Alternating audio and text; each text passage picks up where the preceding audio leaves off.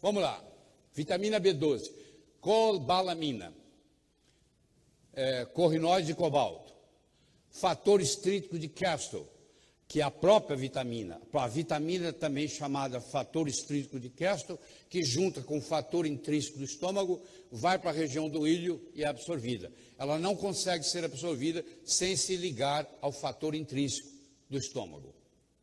Fator estrítico antianêmico, antipernicioso. Fator da proteína animal, vegetal, pseudo-B12. Então, é um fator de proteína animal, não é vegetal. Se for vegetal, não é B12. A vitamina anti-anemia perniciosa. E tem a coprofagia. Ingerir fezes. Um cão, por exemplo, que está com deficiência de B12, ele começa a comer as próprias fezes. Por que isso? Porque todos nós produzimos B12 no intestino grosso, que vai sair nas fezes. Só que a absorção da vitamina B12 é antes do intestino grosso, é na fase final do intestino delgado. Então o cão está produzindo vitamina B12, mas ele não pode se beneficiar da vitamina B12 que ele está produzindo para a natureza, sai nas fezes dele. Quando ele sente instintivamente o instinto dele de que ele está com deficiência de B12, ele começa a comer fezes, as próprias fezes. Então, um animal que começa a ingerir as próprias fezes é um sinal clínico de que ele tem deficiência de B12. Ele está praticando o que se chama coprofagia. A adenosilcobalamina, a cianocobalamina, a metilcobalamina, vocês estão vendo aqui os vitâminos, tem aqui, ó, aqui embaixo, o hidróxido, ciano, metil, adenosil. Ele é um fator de maturação do eritrócito. O eritrócito, quando está sendo produzido na medula, ele primeiro tem um tamanho maior, à medida que ele vai maturando, ele vai diminuindo de tamanho. Essa maturação ocorre graças à vitamina B12. Se você tem deficiência de B12, esse eritrócito, essa célula vermelha, não vai sofrer a maturação, não vai encolher no seu tamanho, vai ficar grande, que mostra que quando ele é grande ele é imaturo, vai cair na corrente sanguínea. Então você vai ter aumento do volume corpuscular eritrocitário. Isso chama anemia megaloblástica. Quando você tem deficiência de ferro, você tem uma anemia, o contrário. A anemia, ela a hemácia é pequenininha. Bom, aqui está mostrando para vocês, ó, que ali está a B12, que transforma a homocisteína em metionina. A homocisteína é uma toxina, que quando acumulada no corpo dá uma série de problemas. Então, se eu não tenho B12 funcionando, se eu não tenho B12 no corpo, está prejudicada a minha transformação de homocisteína em metionina, de homocisteína em metionina. Então, eu vou acumular homocisteína, com as suas consequências clínicas. Morte súbita, infarto do miocárdio, acidente vascular cerebral, etc. Tá? Então, está ali a homocisteína, está aqui a metionina, e para fazer essa transformação, o cofator importante é a B12. Homocisteína elevada aumenta o risco para doença coronária, infarto e acidente vascular cerebral. B12 permite que o ácido fólico metil converta a homocisteína em metionina. Aqui você tem o ciclo de Krebs, aqui você tem o succinil-CoA. A B12 vai transformar o metilmalônico em succinil-CoA. Se eu não tenho B12, eu diminuo a produção de succinil-CoA, que vai comprometer o meu ciclo de Krebs. E como eu não vou poder transformar metilmalônico em succinil-CoA, o metilmalônico vai acumular no sangue e vai acumular na urina. A detecção na urina é mais sensível e mais específica do que a detecção no sangue. Eu posso medir o metilmalônico aumentado no sangue, mas o padrão é você emitir metilmalônico aumentado na urina, porque ele não se transformou em succinil-CoA. Então, há uma diminuição no desempenho do ciclo de Krebs, com a menor produção final de energia. Por isso, agora vocês entendem que quando você tem deficiência de B12, você fica fadigado. Por isso que a B12 é usado para aumentar a sua energia. É aqui que ela aumenta a sua energia. ela vai produzir mais succinil-CoA. Ficou claro isso? Tá. Muito bem. A distinção entre deficiência de B12 e de folato é feita pela dosagem do metilmalônico na urina. É elevado na deficiência de B12 e normal na deficiência de folato. Porque o folato, a deficiência de folato, também faz o eritrócito ficar grande. Mas é por folato ou é por B12? A distinção vai ser feita na urina. A deficiência de folato não aumenta o metilmalônico na urina. A deficiência de B12 aumenta o metilmalônico na urina. Então, de novo, está aqui para vocês estão vendo que isso é um assunto importante. Você vai dizer assim, mas ninguém mais morre de pellagra, ninguém mais morre de berivéria. Eu sei, mas existe a doença subclínica.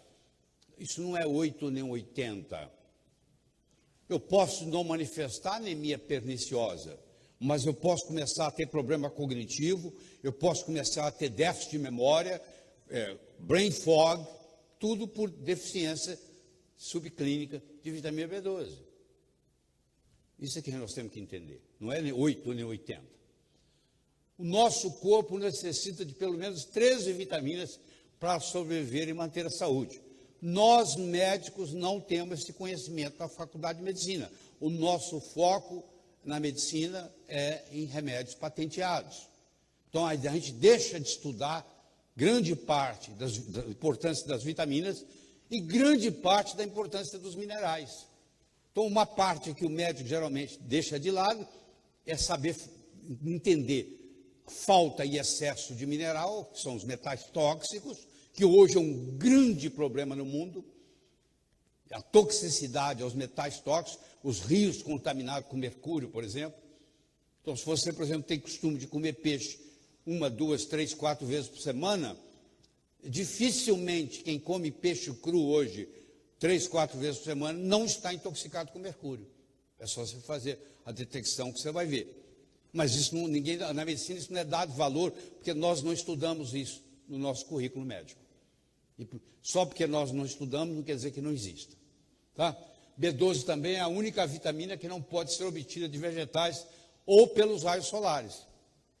Se eu me colocar exposto ao sol, eu vou automaticamente produzir. Se eu fico lá meia hora no sol, eu produzo em torno de 20 mil unidades de vitamina D3. Já não é o caso com a vitamina B12. Eu posso ficar no sol, que não vai acontecer nada. Então, eu tenho vários tipos de vitamina, B1, B2, vitamina B, estou me referindo, B3, B5, B6, B7, B9, B12. E continua, B15, B17. Nós temos vários tipos de cobalamina, que nós já discutimos. As principais são a hidroxi, a adenosil e a metil. Na realidade, essas duas aqui de baixo são princípios ativos. O meu corpo usa adenosil, o meu corpo usa metil. O meu corpo não usa hidroxi. Eu tenho que transformar em hidroxi ou em adenosil ou em metil. O meu corpo não, tem mais, pode ser o hidroxi, pode ser o adenosil, pode ser o metil. 60% a 80% da nossa vitamina B12 no corpo é metil e pode ser ciano. A ciano vem de cianeto, cianureto, que é veneno, você sabe disso. É um dos importantes venenos que nós temos. É o cianeto, cianureto. Respira ele que você vai ter as consequências que teve o pessoal lá da Boate Kiss, em Santa Maria. Para você tratar, para você usar a cianocobalamina, desculpe, você tem aí na farmácia, por exemplo, estou citando aqui um deles, que é o Bedozil, que é a vitamina B12. Só que é a vitamina B12 na formato de ciano. Se você tiver um polimorfismo genético, se você não fez ainda o teste, você não sabe, se você tiver um polimorfismo genético que não consegue transformar ciano em metil, você vai acumular ciano, que é veneno, e vai lhe prejudicar. Então, como você não sabe quem é quem, eu aconselho, adenosil não tem no Brasil, então sobrou para você metil e hidroxi. Geralmente o injetável é hidroxi, que vai virar metil sem problema, e o metil, que é o mais usado. Tá? Aqui está a hidroxicobalamina, lá tem um hidroxi, a adenosilcobalamina, a metilcobalamina, o metil, e a cianocobalamina, que tem o grupo ciano, que é esse carbono com esse nitrogênio, 3 ligações. que daí vem o cianeto ou cianureto, que é o veneno que mata. Então eu tenho que remover isso aqui para transformar naquilo ali. Quando eu tomo uma cianocobalamina, ela tem que no meu corpo virar metilcobalamina, a não ser que eu tenha um polimorfismo genético e isso não ocorra. Certo? Por exemplo, a neuropatia óptica hereditária de Leber. Esse paciente não é capaz de transformar ciano em metil. Se você der ciano para ele, ele pode inclusive terminar cego. Tá? Pode causar cegueira.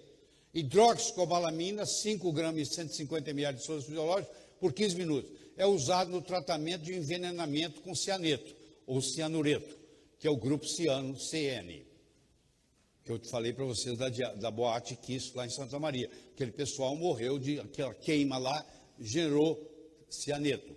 O tratamento seria isso aqui, ó. Deve ter sido quando eles foram levados para o hospital. A boate Kiss em Santa Maria, Rio Grande do Sul. Aqui está o Dr. Addison, da doença de Addison. Doença de Addison é quando você tem uma doença autoimune contra a córtex da sua adrenal. Foi descoberta por esse indivíduo. Mas ele descobriu muitas outras coisas. Ele é o descobridor da doença degenerativa das adrenais. Ele descreveu, em 1849, a anemia addisoniana, anemia perniciosa, megaloblástica, idiopática na época. Hoje nós sabemos que é B12. Foi ele que descreveu isso pela primeira vez. O Dr. George Whipple, que é um veterinário, dando fígado para animais, tratava anemia perniciosa. E em 1948, Carl Fox e colaboradores identificaram a cobalamina, que foi descoberta em 1948, a cobalamina, pelo Carl Fox e seus colaboradores. Então, isso é uma anemia megaloblástica, megarocitose, macrocitose, melhor dizendo, macrocitose, ou seja, a célula é maior do que deveria. A deficiência de B12 causa anemia megaloblástica, mas somente quando há má absorção devido à falta de fatores intrínsecos, que essa anemia megaloblástica é chamada anemia perniciosa. Nem toda anemia megaloblástica por B12 é chamada anemia perniciosa. Anemia perniciosa é anemia megaloblástica por B12 causada por uma doença autoimune que ataca o estômago e destrói as células parietais que perdem a habilidade de produzir fator intrínseco. Muitos pacientes sofrem lesões neurológicas décadas antes do hemograma mostrar os sinais de macrocitose. E quando o diagnóstico é feito, as lesões já estão instaladas e são irreversíveis. Estão sabendo disso. E agora, se conscientizando da importância da B12, você começa a olhar com outros olhos. Porque um paciente que vem no seu consultório e que está com deficiência de B12 e que, eventualmente, vai perder parte do sistema nervoso central e parte do sistema nervoso periférico. Devido a isso, eu acho que a sua responsabilidade aumenta no momento que você passou a conhecer esses dados. Mais de 30% dos casos de deficiência de B12 nunca desenvolveram macrocitose e anemia. Ou seja, não adianta ficar esperando. Não tem anemia, não tem macrocitose, não tem deficiência de B12. Não é verdade. Mais de 30% não desenvolve isso, ataca direto o sistema nervoso central e o sistema nervoso periférico. Aqui está a molécula, vocês estão vendo que é um peso molecular muito grande, que dificulta, inclusive, um pouco o sublingual. A deficiência de A, por exemplo, ou de B, vamos pegar D. Eu faço uma D sublingual. Aqui, a molécula é pequena. Quando eu faço uma B12 sublingual, a absorção já não é tão boa quanto uma D sublingual, porque o tamanho da molécula interfere na absorção sublingual. Às vezes eu tenho que ir para o caso até injetável, como é o caso de pacientes com cirurgia bariátrica, que tem deficiência grave de B12 e que a única solução é fazer injetável, para você não ter dúvida. As bactérias intestinais são capazes de produzir B12, mas essa vitamina não é absorvida. Por que não é absorvida? A vitamina B12 é produzida no intestino grosso e a absorção ocorre no intestino delgado, então já passou da hora.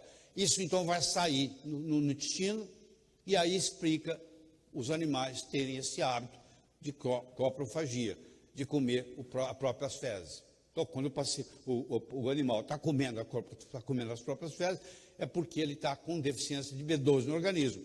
Ele está usando a B12 que ele produz nas bactérias do microbioma que está saindo nas fezes. Tá? Plantas não fabricam B12, como plantas não fabricam colesterol. Você pega um produto vegetário, produto derivado de planta, está escrito lá, não tem colesterol. Claro que não tem colesterol. Planta não tem colesterol, como planta não fabrica B12.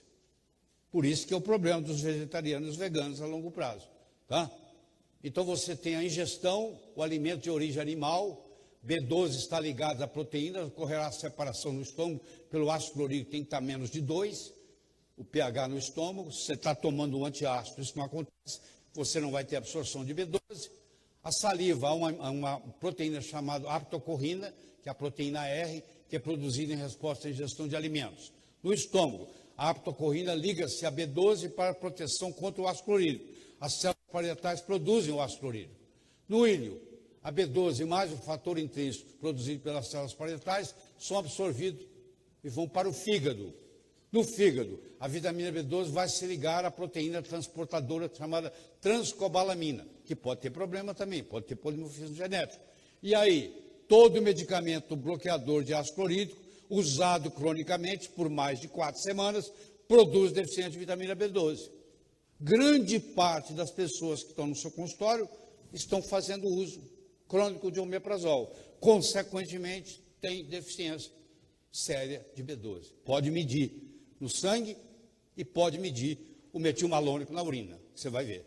O metilmalônico vai estar aumentado na urina e a vitamina B12, a cobalamina, vai estar diminuída no sangue, nesses pacientes. Então, aqui está todo o mecanismo, ali está a aptocorrina, que é esse azulzinho aqui, que se prende, aí vem o fator intrínseco, aí vai para o ilho, é absorvido, vai para o fígado, transforma em níveis sanguíneos. O ideal dos ideais, lembre-se que ela não é tóxica, não existe toxicidade. Se eu quero otimizar o meu sistema nervoso central, sistema nervoso periférico, o ideal é trabalhar com os níveis acima de 900 picogramas por ml. Cianocobalamina é uma forma sintética de B12, não é uma forma natural. Tá? Adenosina e metilcobalamina são formas ativas de B12, passam a barreira hematolicórica, entram no cérebro e beneficiam sobremaneira. Removendo parte do estômago ou do ilho pode causar uma deficiência permanente de B12. O maior problema com a B12 não é que você não está comendo ela no prato, ela está no seu prato. Você come carne, tem. Você come fígado de boi, é o que mais tem. Você toma como produto animal, tem. Só que o problema é a absorção. Esse é o maior problema. Quer dizer, a pessoa diz, mas eu como muito bem. Não quer dizer nada. Você pode estar ingerindo B12, mas se você não está absorvendo B12, porque a absorção dela é complexa e depende de vários fatores, você terá deficiência de B12. A maioria dos casos de deficiência de B12 é por má absorção e não por problemas de dieta. Não é porque você não está ingerindo, é porque você não está absorvendo. Tá? Muitos pacientes deficientes de B12 ingerem a vitamina diariamente, mas não são capazes de absorvê-la. Então, você fazer uma história do que eles comem, no que diz respeito a B12, não é tão importante, porque ele está mostrando tudo direitinho que eles estão comendo, só que eles não estão absorvendo. Aqui estão os 3 indivíduos que ganharam o Prêmio Nobel de Medicina. Aqui está o Dr. George Whipple, que era veterinário. Ele foi quem primeiro descobriu que cães também desenvolvem anemia perniciosa quando tem deficiência de B12. E ele curou com o fígado cru. E aí esses 2 indivíduos americanos, o Minot e o Murphy, baseado na experiência desse veterinário, começaram a usar B12 em pacientes com anemia megaloblástica, que no caso, não sabiam que era B12 ainda. B12 só vai ser descoberto, eles ganharam o Prêmio Nobel em 1934. B12 só foi descoberto em 1948, 14 anos depois. E eles não ganharam o Prêmio Nobel, isso demorou 10 anos para eles ganharem o Prêmio Nobel, porque a história começou antes. Para ganhar o Prêmio Nobel, você não ganha no ano seguinte, que você descobriu. Quanto maior o estresse, maior a demanda por B12. Então, se você tem um dia mais estressado, mais estressante, você vai consumir mais B12. Então, deficiência de B12 causa depressão, causa anemia, causa aumento da homosteína, causa osteoporose, causa infertilidade. Quem trabalha com infertilidade tem que lembrar disso. Às vezes a mulher não engravida por deficiência de B12, às vezes o homem com deficiência de B12, o movimento do espermatozoide está comprometido, e muitos casos de aborto espontâneo, por deficiência de B12. Então, isso passa a ser, a partir de hoje, uma preocupação para vocês. Diagnóstico diferencial de B12, síndrome do intestino irritável, doença de Crohn, esclerose múltipla, demência e doença de Alzheimer, distúrbios psiquiátricos, neuropatia diabética, doença de Parkinson, tudo isso pode ser simulado pela deficiência da B12. Tudo isso pode ser simulado pela deficiência da B12. Diagnóstico diferencial de B12 continua: neurite óptica, vertigem, tontura, síndrome das pernas inquietas, doença cardíaca, acidente vascular cerebral, chamado agora de encefálico, ao invés de ser AVC, estão chamando de AVE. Fibromialgia, muitos casos de fibromialgia é deficiência de vitamina B12. Então eu tenho aqui, tremores, depressão, psicose, fadiga crônica, dor generalizada, paralisias neurodegenerativas, doenças neurodegenerativas, isso tudo desencadeado pela deficiência de B12. A deficiência de B12 pode comprometer o funcionamento de praticamente todas as áreas do organismo. Todas as áreas do organismo. Olha lá, mudanças mentais, distúrbios neurológicos, distúrbios vasculares, distúrbio sanguíneo, distúrbio gastrointestinal, distúrbio geniturinário. Tudo isso causado por deficiência de B12, certo? Então, toda vez que você for fazer o diagnóstico de esclerose múltipla, você tem que descartar deficiência de B12. O paciente está acometido de esclerose múltipla ou de deficiência de B12. Você tem que saber fazer o diagnóstico diferencial. O diagnóstico de esclerose múltipla é sempre um desafio, uma vez que não há um teste que realmente comprove ou exclua o diagnóstico. Todos nós temos essa dificuldade. Até mesmo a ressonância magnética não tem especificidade de 100% e não é capaz de diferenciar a esclerose múltipla da deficiência de B12 ou qualquer outra causa. Por isso que eu tenho que medir no sangue e na urina.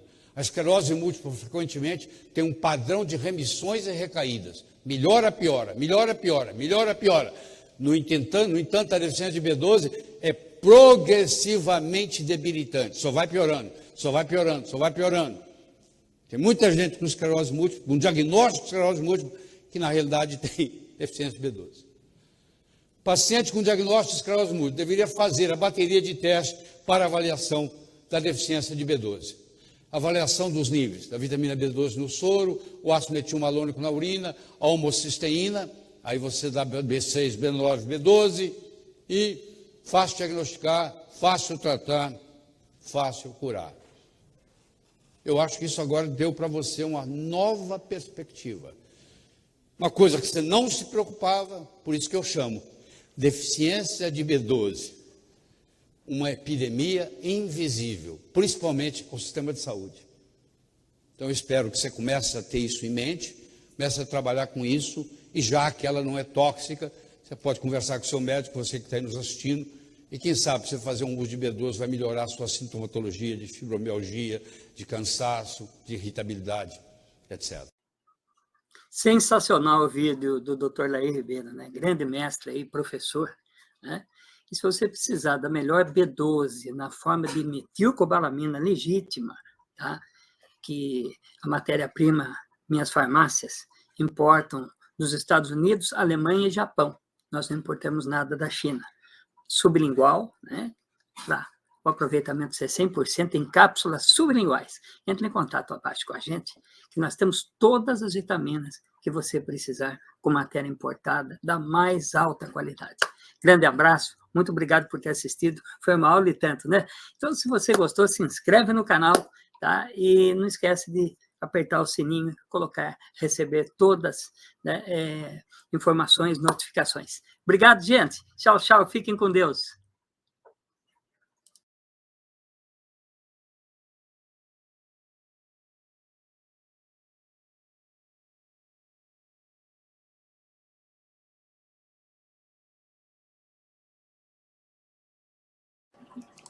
Nesta tela, você vê diversos vídeos interessantes e imperdíveis meus. Clique em um deles e continue comigo neste canal. Aproveite também e inscreva-se nesse canal clicando em cima da minha imagem. Tchau, tchau, gente. Deus abençoe você e sua linda família.